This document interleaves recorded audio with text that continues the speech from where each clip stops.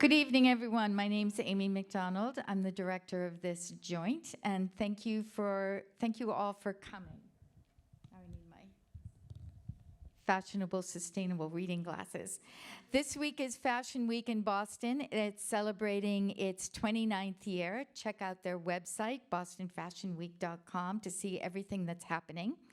We could not be more excited to have its founder, Jay Calderin, be our moderator this evening. Jay has been an inspiration for tonight's program on sustainable fashion, one of the most important topics when we are talking about climate change and environmental destruction. He suggested the three designers you will meet tonight: Henry Hawk, a student at RISD, a local designer who works mainly with denim; Ganit Goldstein, an Israeli who came to MIT to study architecture and became a tech researcher and a designer of sustainable fashion using 3D technology; and Queen Allotey-Pappoe, originally from Ghana, then London, now the United States, a sustainable design, the founder of Queen Adeline, a sustainable fashion design company. We will be taking your questions throughout the hour. Go to slido.com and type in #fashion. Please welcome Jay, Ganit, Queen, and Henry.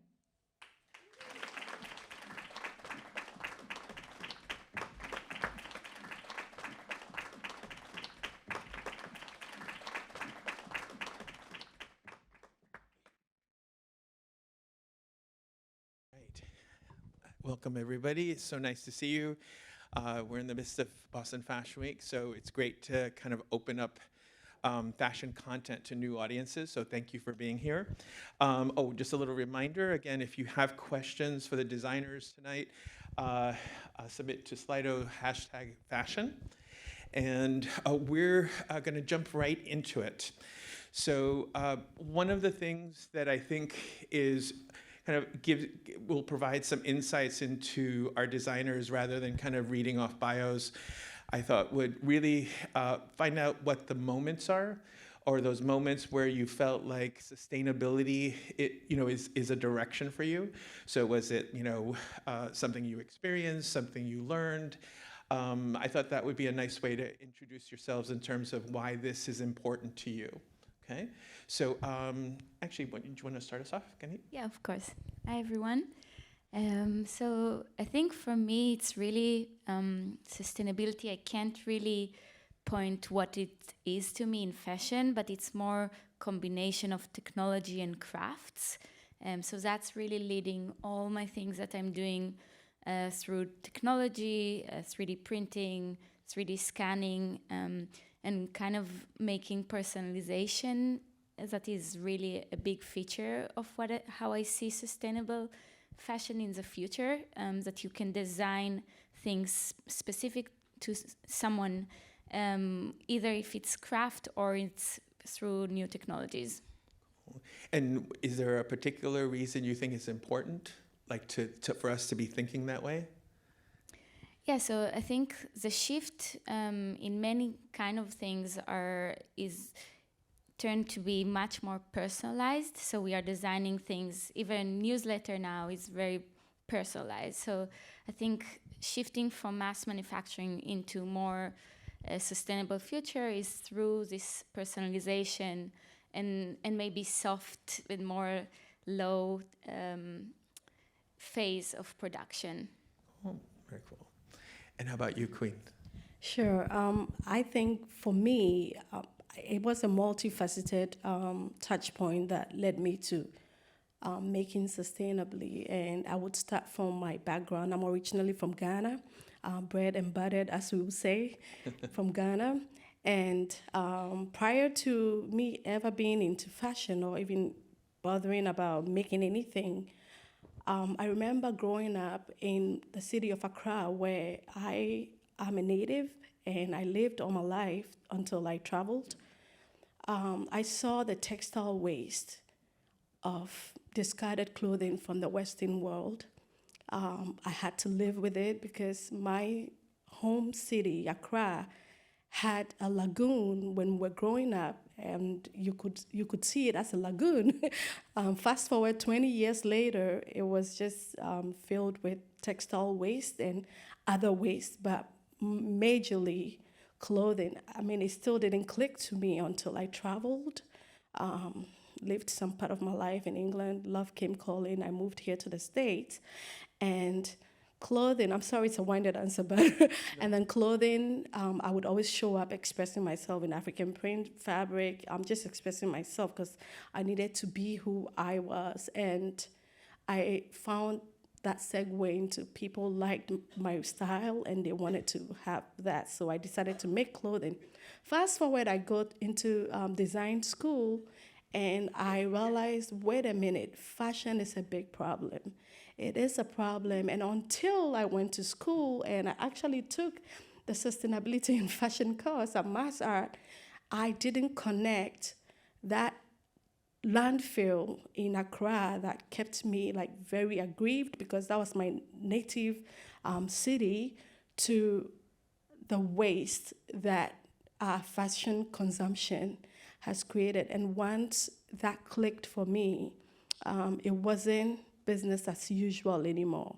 So those are my aha moments as to why sustainability and why now. And I have to say I was intimidated, because I was like, how do you even call yourself a sustainable maker? Like, there's so many check boxes you need to check to be able to even go down that path. But I'm glad I did that. And so that's like my start of my journey. It's so amazing that it's so personal, because a lot of us learn about it, we see pictures, but the fact that you lived in a city that had, the end result of all that waste, so that's pretty amazing. I didn't connect it though. Okay, and Henry, how about you? Yeah. So my interest in fashion kind of evolved from my interest in thrifting. I would get clothing for cheap that was really good quality from these thrift stores, and it kind of became how I explored my personal style. And then when I wanted to do even more like customizations, I would take these thrifted clothes apart, just as because I had too many. They were accessible to me and easy to use, and I wouldn't have to buy anything new to get going. So I didn't even realize it was like a sustainable thing to upcycle in that way, or to customize your closet and make it work with what you have. But I was just always attracted to that method. And then when I got to RISD and learned about all the waste that was created and the problem of the fashion industry and the fast fashion industry, it kind of pushed me even further into that direction of upcycling and making stuff that will last longer. And you've all mentioned schools, right? Where you learn things. I'm curious, when you're impacted by something like that, and you go, I want to do things differently. What kinds of skills do you think were most valuable for you in the beginning, like when you were learning, like you took an actual sustainability course, and then also from the innovation of technology, like what are some of the things that you think are a good recommendation for people, for instance, like who are in the design community who might want to approach sustainability? So like what are things that you learned that really made a difference? Yeah. I can go. So apart from being a designer, you probably know I am also an educator, so I have had the opportunity to teach a couple of design classes, and this is a watershed moment for me that has stayed with me for a long time. It was at RISD. I was teaching a sustainability class, and I remember the second week into the class, one of the students came in earlier, and he said, Queen, can I talk to you? And I was like, yeah, of course. Like, I thought this was going to be the moment we were going to bond over the course and all that. But he had a worry on his face, and I was like, oh, I hope I'm not doing something that's going to make this student want to drop the class. And he said to me, I feel like the previous generation screwed up, and now we, the present designers, are being forced to make up for older generations since, why do I have to design sustainably? I like trash, I like glitter, I like polyester, I like sequins. Why do I have to even pause to think you people just messed up the planet for us and now we can express our creativity? And when he said that to me, like I just was blown back because I never ever thought that it's a big ask. It never occurred to me because I thought it was natural that we should all feel like, yeah, we need to do that. So yeah, that was kind of a watershed moment. I had to pause and think about that. Yeah, why are we now forcing the rest of this up-and-coming designers to now think about making sustainably? But that was like one of those moments for me where... That's a pretty big moment, yeah. Yeah. And what about you guys, like in terms of things that, because you definitely work a lot with technology, and but you have a real respect for traditional weaving. So I'm curious how that came about. Like, what was the thing that brought those two things together for you? Yeah, so my journey is also, like, if I'm going back to my bachelor degree, I study in Bezalel Academy in Jerusalem, and I worked with 3D body scan through my brother camera. He used to work in Intel, and he used to design games. And I was actually like using it for body scan, like really crazy like things that the camera shouldn't do. But then I teached myself how to do things and then convert files into 3D software and then making my own patterns through this 3D body scan. So I think that's where I kind of like, they didn't really teach me in my bachelor degree how to use this 3D software because it's not something that you use in fashion when you study in regular fashion school. So, and then I started to go to architecture department and study their 3D softwares that I can implement to my designs. And through this, I kind of developed also how I can take traditional methods of making textiles, but then using new technologies to produce something that is completely different than what I learned in my school. And then I studied in the Royal College of Art in London in the soft system program, which is also a new program through textiles, but having new technologies that embedded inside the textiles. So we used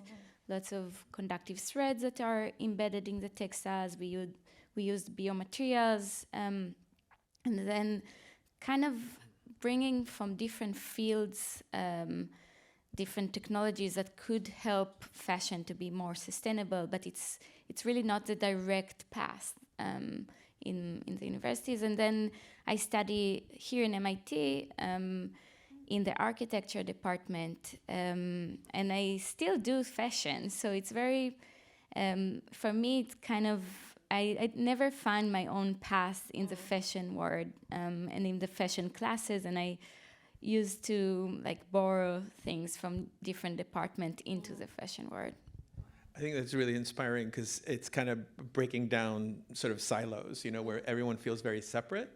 But I think being a connector like that and bringing other industries and disciplines in is the way to innovate. So that's really exciting.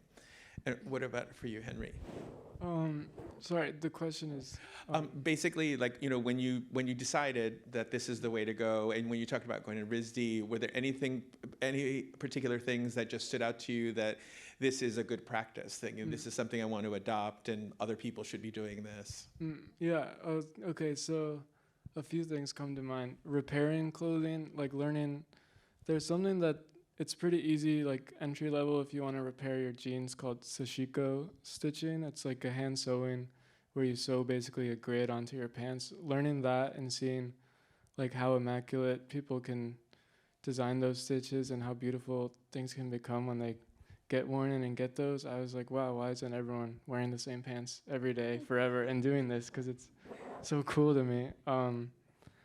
That really inspired me to learn more techniques of repairing clothing, like machine darning. And many others. But also it got me to think about another thing that comes to mind is quilting. Like when I look at, I collect all the scraps when I make stuff. Whenever you cut something, there's a scrap, and there's a bunch of scraps of fabric, and fabric used to be really valuable and always saved and used for something. And I try to hold that and figure out what I can do with these small pieces, and that's where quilting comes in. And I think it's like a simple idea with so many beautiful, exciting possibilities. And it's, yeah, I think more people should be quilting these days. So we had a question from the audience about cost. So that's, I mean, for a lot of people, that is the barrier, you know, in terms of, have the idea of fast fashion, the idea of, you know, wanting something now, and how do you address that concept of, you know, this has to be accessible, right? You know, because sometimes some of the things we're focusing on are maybe not going to be mainstream right away. You know, definitely the quilting seems accessible. You know, that's something that very DIY. But how do you address that sense of cost? Because I would assume it's still, I know when I was doing a lot of designing, it was prohibitive sometimes, you know, to do sustainable. So you have very different practices. So I'm curious how that element of thinking about the consumer in terms of cost, because again, we've trained ourselves to want things cheap and fast, right? So anyone can jump in. So. The first thing that comes to mind for me is kind of changing your mindset to look for buying less but better quality things, and it will kind of add up and probably save you money if you get something that you can wear for years and years and grow with, rather than buying something that will end up in the trash really quick.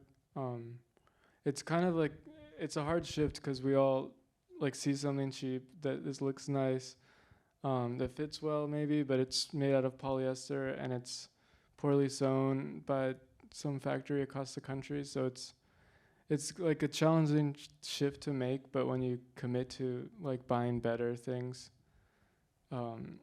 it is like, I do feel proud of like having jeans that I wore every day for almost a year, because I think it's cool.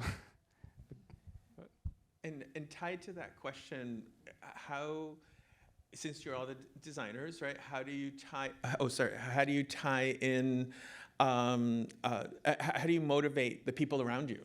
You know what I mean? Like, because I'm inspired. You know, I feel like, okay, I want to experiment with all the areas you're talking about. But how do you get friends, family, your customers also? How do you educate them? How do you get them motivated to want to, you know, to invest in something sustainable? I can take that. Yeah. So first and foremost, I always tell people that being sustainable goes beyond green. And I believe that sustainability in fashion goes beyond environmentalism to being a values problem. And so we are at a point in our civilization where we are used to instant gratification, having things, dropping them at our whim and go. And so for me as a designer, and like you said, we all have different practices, but for myself with Queen Adeline, it is an in-studio brand. And so what that means is that I have a working studio where I design most things in-house as and when I please and have my own cycles. It is great. It is a small indie brand. Fast forward, when you start to scale and you start to grow, these challenges you're talking about, you hit that road because now you've got overhead costs. You want to be responsible. You want to make things the right way. You are committed to this path of sustainability. So I remember one of the first things I tell my customers is that for me, sustainability goes beyond green. That is very important because it is a holistic approach. I want to be able to, first and foremost, I'm just laughing at this because it comes back to that cost. Somebody's like, why are your things so expensive? And the first thing I tell that customer is, one, I live in Massachusetts. I have the same quality of life you have. I have to pay myself a fair wage. That is one thing. So that is the holistic part. I need to pay myself fair wages. I need to ensure that the people that I work with are also compensated fairly. Otherwise, I'll be in trouble because I cannot pay them below minimum wage. So once you start pulling in all the encompassing holistic aspects of why we need to make things sustainably, then you can address the elephant in the room as to cost. People always, and I think it's also a myth about sustainability, sustainable fashion being costly. The amount of money folks spend on fast fashion adds up to getting that one well-made piece that would bring you joy if you select consciously and are intentional about that piece. So back to your question, addressing cost, it comes back to addressing that value system we have and honestly having a conversation. You cannot approach sustainable fashion without coming to the table and having frank conversation. So that's where I think we need to start. Definitely. What were you gonna say? Yeah, just connecting also to Queen's point, I think it's really about the value that the customer has, and I think that's also what's leading me to do lots of things that connected to body scans. So it's really personalized, and it's really working with specific measurement and using new technologies to implement to make better fit. And I think fashion and fit is really something that is super important, because then we don't have lots of waste if we design carefully measurements. And I think that's always something that I'm thinking through, of how I can make more valuable outfits that fit better, and then making much more systems that can advance this better fit. I think what's really nice about this is that, again, the approaches are attacking the problem from so many different areas. This idea of almost DIY, or again, upcycling. You know, we are stuck with a certain amount of raw materials or materials that are being repurposed, and the technology. But Queen just really, we had a conversation once a while ago, and one of the things that really impressed me was the idea of sustainability being including the people, like you were talking about a fair wage and all those kinds of things. And I think that really speaks to the human element. So, and you work with different communities in Africa, don't you? Like, yes. So I do work with a team here and then also back home in Africa. And I always joke and I tell people, as much as we think we are continents removed, we are all the same people. We want to express ourselves. We want to be appreciated and valued for the talents we bring to the table. And so whether it's here in Lowell, where I do have stitchers that come in to stitch with me, or my assistants from design school who are there helping out, or the textile vendors back home. And I have to give my mom a shout out. She's my assistant designer in her head, and we like to keep it that way. She sources all the fabric. It's been a great partnership. But then back to your question, beyond everything else, I think it still comes down or back to people. Why are we saving the planet? I always say to people, what point is saving the planet if by the time we save the planet, the people on the planet are all dead? It's always people first for me. If we think about people, then if we are engaged in fashion practices that are not safe for the people that are producing, or for the environments or the communities that are involved in the making, then we can take some steps back and see how we can course correct or reduce our impact. And in doing that, it would translate to also helping the planet to be there for the people. So yeah, it's always community first. It's a people. When we think about the people first, we will do the right things, even if it's a costly dress. Tied to that, sourcing sustainability is really important. I mean, it seems, again, another very very different ways. So can you speak a little to your materials? Because I know you're going to be describing some later, but how you upcycle or recycle, or again, in terms of sourcing in another country, right? So if you can just each speak a little bit to that, that would be. Yeah, so I try to use all secondhand or dead stock materials as much as I can. When I think about like sustainable clothing, I feel like the most sustainable is what you already have. So yeah, like what is already out there. A lot of companies will have fabric, like a bolt left of something that they used 7 seasons ago that they're never gonna use again, like stashed in a who knows where. So there's like a bunch of fabric out there that you can find. And just to be clear, in case people don't know the term, that is the dead stock. Right? Yeah, that's dead stock, like fabric that's just already out but not being used. And there's way more of that than you would ever imagine. But also like clothing. I watched a video of this painter who makes paintings, like photorealistic paintings out of denim, and he's sitting in a room this big that's stacked knee-high. The whole floor is stacked knee-high with jeans. And he hadn't paid for any of them. People just send him them because they know he's a denim painter. But it's like kind of shows the problem of like there's too many clothing, or there's too much clothing. There's kind of an excess of things that we have. And so we should do something with it. Definitely. Just jumping off that, I remember when I announced myself as a sustainable designer, it took me a lot of baby steps because I felt like I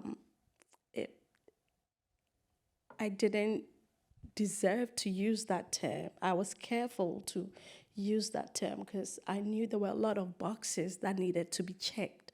And I wasn't sure I was at that point to be able to even consider myself as a conscious maker. And I remember one of my professors back at Massa, I really was worried about that, but that was the path I was committed on. And so I said to her, I was like, you know what, I'm really worried about going down this path of sustainability. I want to tell my customers this is my commitment, but I'm worried. And she's like, Queen, you don't have to be a purist. You can start from somewhere. So I always tell people it is a journey. It's a journey that would probably take me my whole design life, and it will probably take all of us our whole lives just trying to be conscious and being sustainable. So back to the point of sourcing fabrics. When I started, one of the key benchmarks or key things for my brand was I wanted to bring a part of Africa as an offering to the rest of the world. And I remember one of my professors had tried to dissuade me. She was like, oh, you are such a great designer. You would do much better. You would reach a greater audience if you use something like Italian cotton or silk. And I'm like, but who would represent the African print? And my problem was that with this purist mentality of sustainability, I knew that the dyes were not eco-friendly, or they were not organic dyes. And it took me almost 6 months just being pensive about using these prints because I wasn't going to change the industry back home like today, telling them you need to stop using dyes that are not organic. But then I decided that it was a journey, so the commitment was to use natural fibers. And I always joke that once they are buried, they will be one with the earth. So in sourcing for sustainability, sometimes these check boxes might become more debilitating for us than us taking the step to working. I don't use polyester in my work. Having said that, if there's deadbolt and it's polyester and it needs to be used for something, I would cringe. I would think twice about it. Rather than leave it going to the landfill, I would use that. That does not define my brand. I wouldn't put polyester in my collection, but if I had that and I had to line something, Make I it will useful. probably make it useful. So that is the story with sourcing and sustainability in making. That's wonderful. And I think what we've talked about so far really gives us an idea, like a foundation about how you each work, and again, how we can kind of tackle some of those problems.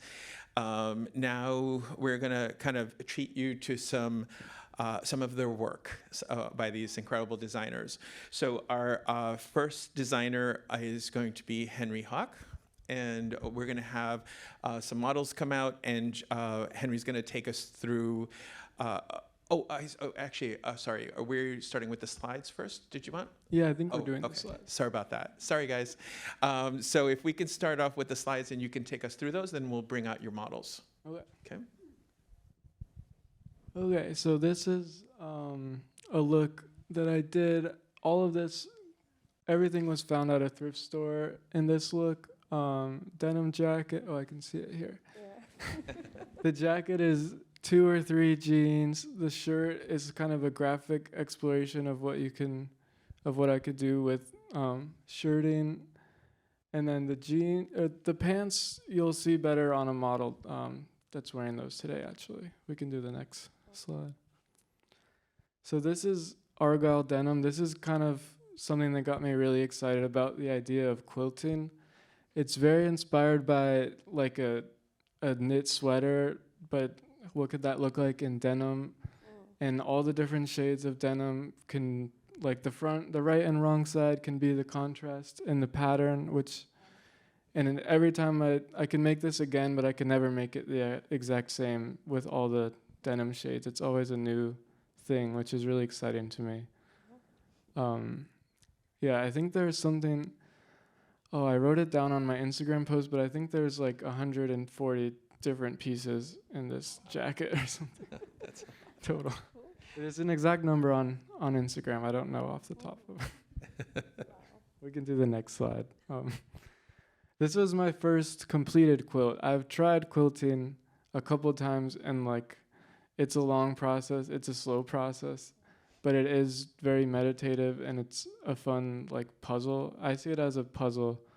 But these were all scrap pieces from my denim upcycled explorations that I had just laying around, and I pieced them together, like shaping the leftover pieces in a way that would cover the most space, but also thinking about the way the shades of indigo interact. And it's almost entirely hand sewn. I wish I took track of how long this took, but. And we just heard 143 pieces for that. Yeah. Oh, for the other one. Yeah. Yeah. Oh, nice. Okay, we can do the next slide. So this was fun. So right now this year I'm working on my senior thesis collection at RISD, and if you didn't know already, I'm obsessed with denim. But so this is a raw denim. What's the word? Apron. Sorry.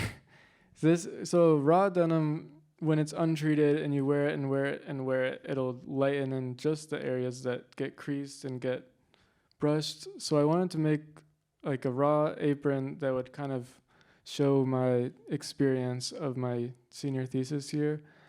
And I cut the entire shape. You can sort of see, if you have experience with pattern cutting, you could see how this was cut and designed from just one rectangle of fabric.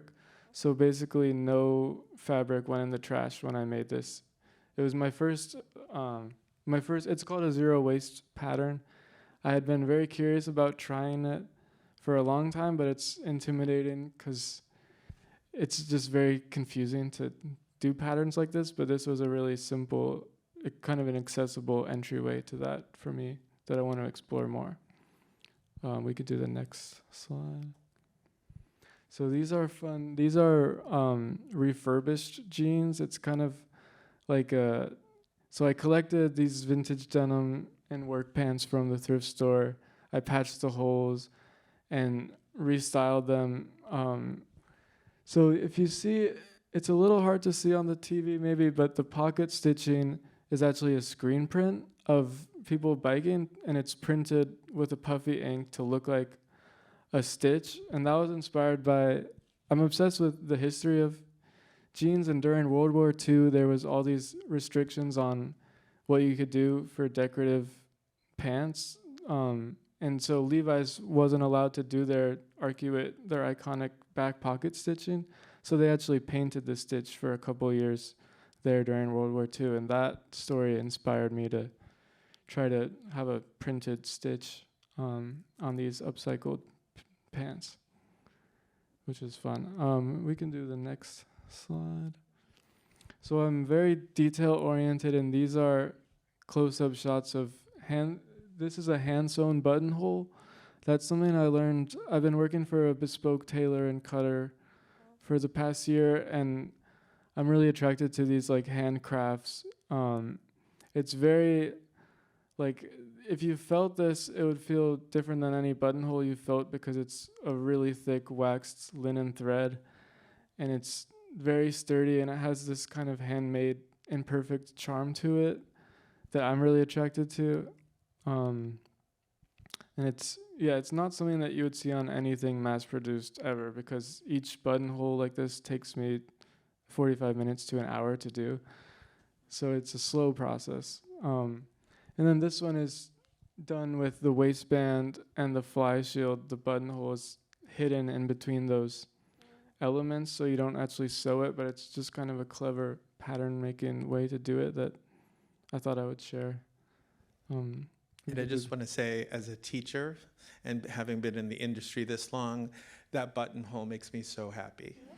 It really does. When I saw it on Instagram, the biggest smile on my face, because to see, again, the next generation of designers paying attention to that kind of detail, it is just so inspiring. It means fashion is going to, the craft of fashion is going to stay alive. So, Thank you. So let's bring out the models. Yeah, let's bring them up.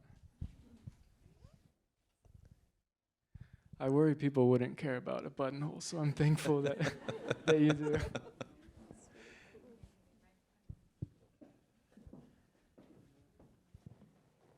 guys look awesome. All right. Okay. Take us through. Yeah. Yeah, so over there you can see the Argyle denim that I had showed you in process of. And then he's wearing also the polka dot upcycled shirt and a pair of the refurbished jeans that has the printed back pocket stitching. Could you give us a little spin, Primo, to show them? Oh wait, that's not the polka. Yeah, so that's all the fabrics in there are secondhand, which I'm excited about. And then let's go over to Adrian here. This jacket was one of my first tailored jackets. It's made from 90s, made in USA, Levi's jeans. And it took me super long. But it has that same printed stitch in there. It has a chain stitch embroidery, there's a laser engraving, all kinds of hand-sewn repairs going along the sleeves. I'm really excited about this because it's something that I think I can wear, and if I rip it and fix it, it would just get better, and it could really, like, I don't see that going out of, I don't see that like going in the trash, or it could just live forever, I feel like, which is awesome to me. And then the pants that Adrian is wearing, they came to me with these pants that they really liked, that they wanted interpreted out of denim, and I showed him I have like a box of deconstructed jeans ready to roll in my studio, and they picked these two jeans, and it was a really fun kind of collaborative process to work out the details and how they wanted them to fit, and it's a cool curved style. And then Dylan over here is wearing, this shirt is made from feed sacks, which is, it's like a linen or a burlap, I believe, but basically they were used on they were farmers use them, and historically the farmers' wives were the sewers, and they would take these apart when they were done and make clothing out of them because there wasn't that much fabric before the Industrial Revolution. So this is a really fun thing to try to work with, and I incorporated the original print to say my name instead of along with theirs. And then another exploration of the Argyle denim is on his pants. This time trying it with raw edges to see it's just to see how it would be different. And yeah. All right. Very cool. Thank you. All right.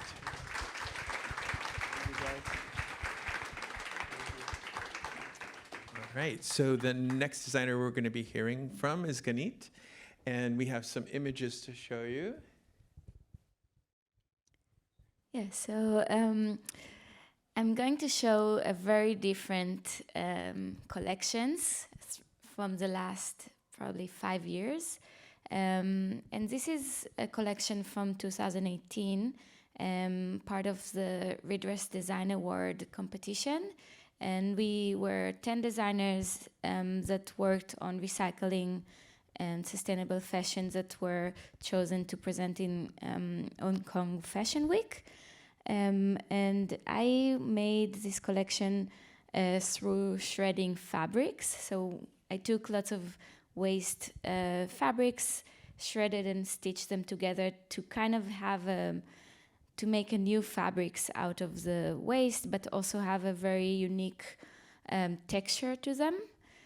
So each one of them has probably like 10 or 15 different fibers and fabrics that attach together to make a very interesting combination of colors. So it was a very interesting kind of a challenge to me to make fabrics out of nothing, out of shredding materials, and trying to make my own fabrics, which wasn't so easy to kind of construct new fabrics out of shredded pieces. And I think also thinking about the zero waste, trying to reassemble some things that have no waste in the process of making the fabrics. We can go to the next one. This is part of my bachelor degree designs. It was part of a 7 outfits collection, but the idea here is also connected to my journey in Japan. I studied there for half a year traditional ikat weaving. And ikat weaving is a very special type of weaving because you dye the thread prior to the weaving process. So you can really design different patterns out of just dyeing the threads. And I took inspiration from that, and I connected it to this 3D printed piece that is also driven from a body scan. So all these kind of polygons are driven from the body scan that I scanned, and then 3D printed it with also kind of an algorithm that I applied to the polygons. But this kind of visual effect is really connected to the ikat weaving that I learned and kind of like assemble process that is very unique in the weaving. And I tried to implement that through the new technology of 3D printing. We can go to the next one. So this piece is also part of the collection that I presented in my bachelor degree, but it's special because it's a combination of 3D printing and weaving. So I kind of hacked the 3D printing process.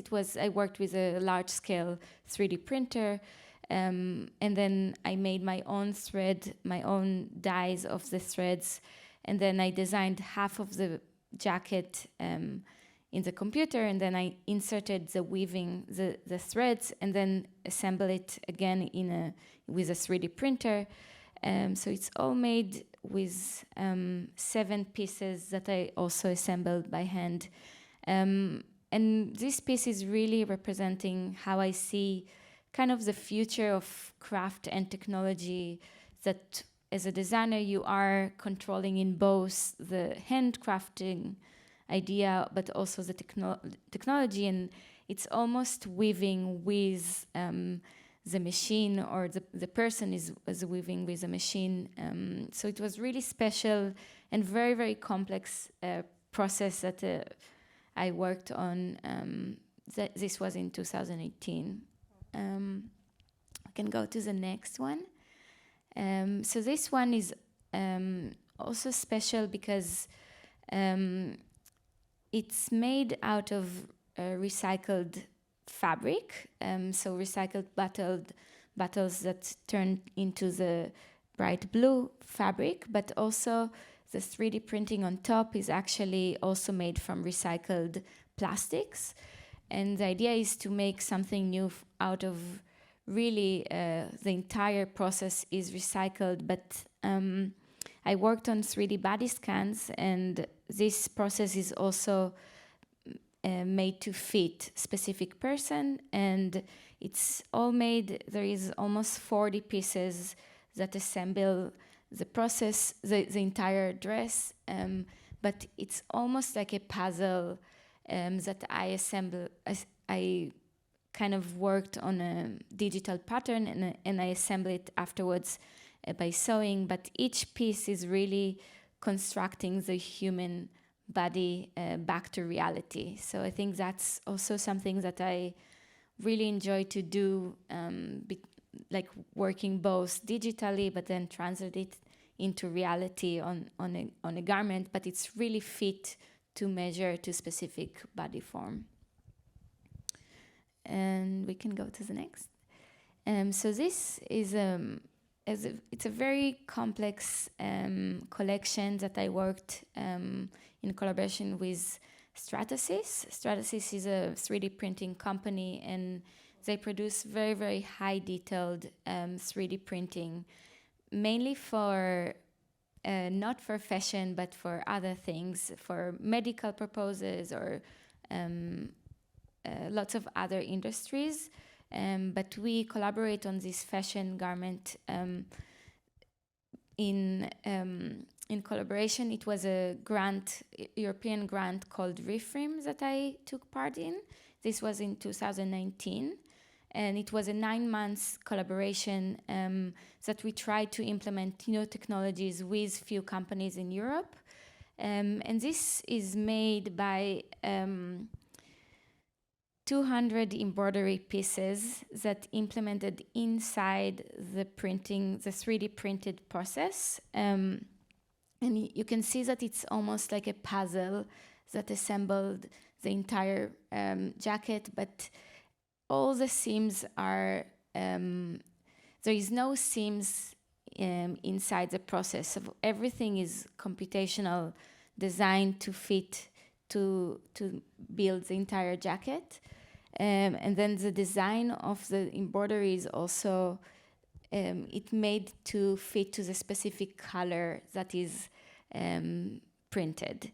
And the 3D printing is printed on top of a surface of a fabric. So there are lots of features that are kind of building the entire system to be able to produce garments without seams, and use a new technology to allow almost like computational zippers to be able to shift to much more design. Yeah, we can go to the next one. This was a collaboration with a weaving company called Tiska in Switzerland.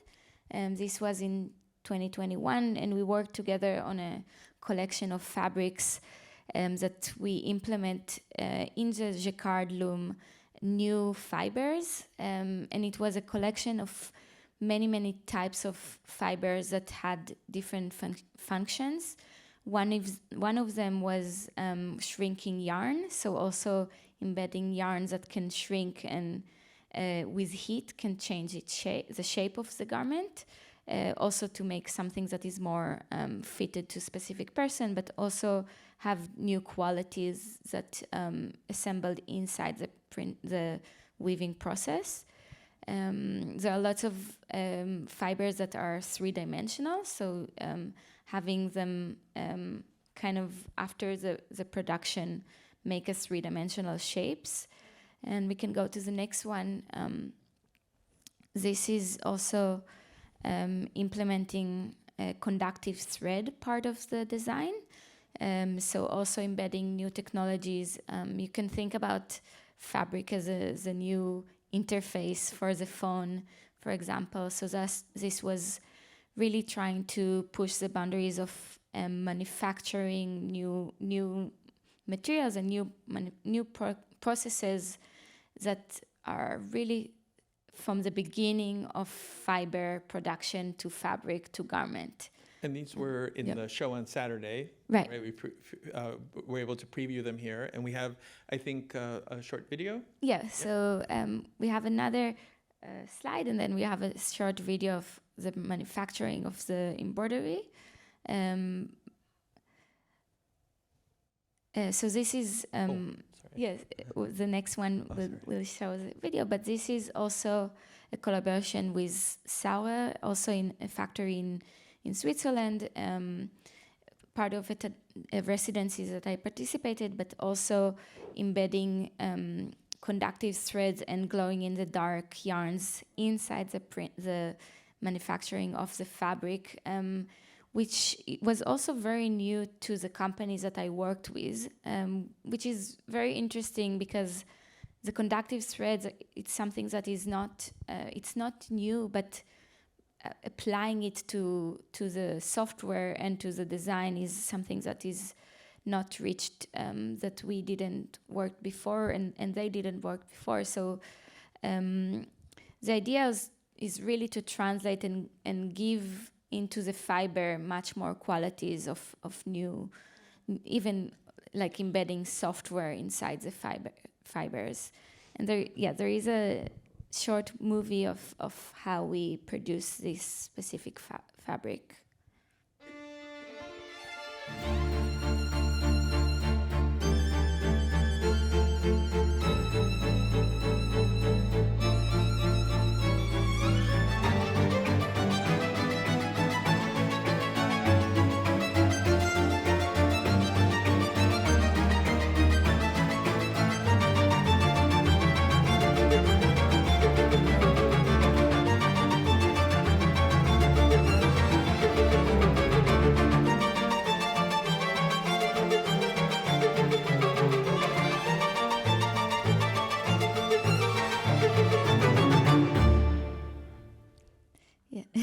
So it's interesting. I didn't touch it before, but we also, so this was part of my master degree in the Royal College of Art in London, and I implemented a VR kind of application that you can see the fabric in the virtual world, but also work with it in the real world and in the digital world at the same time, and trying to like bridge this world of digital and physical materials, and ask what does it mean to have digital garments that you can interact with.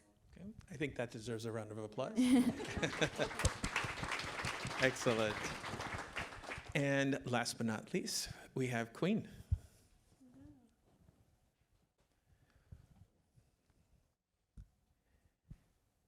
And one of the things that I just thought about all of this is just the idea that design can influence other industries, like with the tech. Oh, there we go. So thank you, Tanya. Do you want to stand in the middle? So, right, you can stand in front of the monitor if you want. So Tanya here is working just fresh off the press, the AW23 collection. And the jacket, so I'll start from the jacket she's wearing now. So this jacket is actually a labor of love. It's either genius or madness, depending on on the day you ask me. So these are all strips from my zero waste collection. These are strips from all my scraps that end up being made into strips and then fabricated into fabrics. And then the madness starts as to what do I make with this. One of the most important things for me, my approach is in doing a zero waste approach is also to ensure that there's versatility in the pieces that I make, because this takes like forever. So it better do more than one trick. So Tanya here is going to, I'm calling it a topsy-turvy jacket because that's what it is. It's a beautiful avant-garde jacket when you need it to be, and then if you need to be practical and just go to work and look like you cared about being there, you can just have it as a vest. And then go back to work. So in making and being sustainable, one of the things that is key is innovation, because you still have the same practices, you still have the same ways to make a shirt dress. There isn't any other different ways. How many different ways can you then, right from concept, inculcate sustainability into that final design piece? So this is one of my approaches where from going from a zero waste approach, I also need to think about the life cycle of that product. Does it become just one piece? Does it become multifunctional in your closet? And Tanya, can you show them how that also then becomes just a scarf? If you don't want to have this as anything else, you can just, I tell people, go intimidate people in town, just put this thing around your neck and just, here, I can help you with that. So just really, people are like, I won't remember this. I'm like, you will, just take the damn thing and throw it over your neck. Just get out of the house. So I don't know if you got to read a little bit about myself, but I am inspired by the working woman. And when I moved into Boston, I had a life before designing, being in boardrooms, helping people to figure out what they were doing with nonprofits. I realized that I would always go and I would be the only one dressed like this, and everybody was in black, beige, and gray. And I'm like, what's happening here? So I wanted my pieces to be versatile for that woman who needed to be up and about, be whatever stage of her work career path, but also to be able to express herself. So this is typical of one of the pieces that it's zero waste. All the strips are made into something, and then I want this thing to do more than one trick in your closet. And it's also, my designs are made for year-round wear, so this goes right from summer. If you don't want to wear anything underneath, I won't judge you. Right till winter when it's cold, and this gives you a pop of color. So that's the topsy-turvy jacket. I think I'm leaving it at that. That's what it's gonna be called. Because you just, it's just really simple. And I think one of the things, I want to answer the question you asked about even approaching sustainability. I think sometimes we overthink things. As a designer, I play in my studio all day. I can afford to do that because I'm a small indie designer. So I can take things apart, play with them, dress up, and figure out what it can be and cannot. So this is literally folding this jacket into half, because when I did it, I figured it was too long, but I wanted it to do a lot of things. So it's basically just folding this thing into half like that. Putting your fingers back in there. Okay. And then just flipping it up, and then turn the color up, and then boom. Go intimidate people. So that's that for the topsy-turvy jacket. So Now, that wasn't just one outfit. That's Yes. many outfits. yeah. And then the pants, just to the conversation we just touched on. So this is wool and acrylic. I don't work with wool. I don't work with acrylic.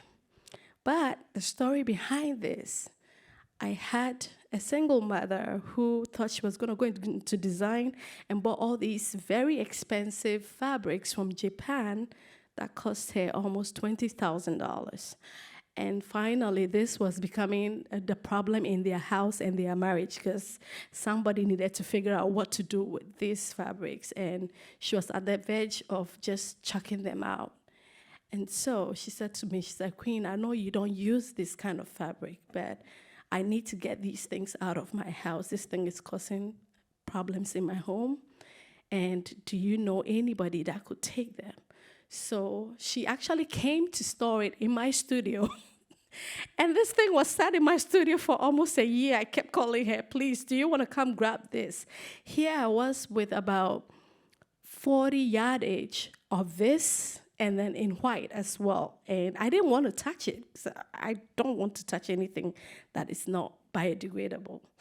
In the end, I decided I needed to salvage these fabrics. So this is also a zero waste design where it's, I mean, for those who know pattern drafting, this is literally like a huge triangle with the top and then the stitched end. So actually, there was no waste with this piece, and it finds a home. So that would be an example of me going outside the box, not being a purist, and still trying to make things consciously. Right. So Finding a home for stuff that needs to. exactly. And I saved her home. I kid you not, because she was in trouble. So if we could have the model come over to this side, because we want to see all of them at the same time. Actually, why don't we bring up both models? Yes. And you can kind of take us through the two looks? Sure.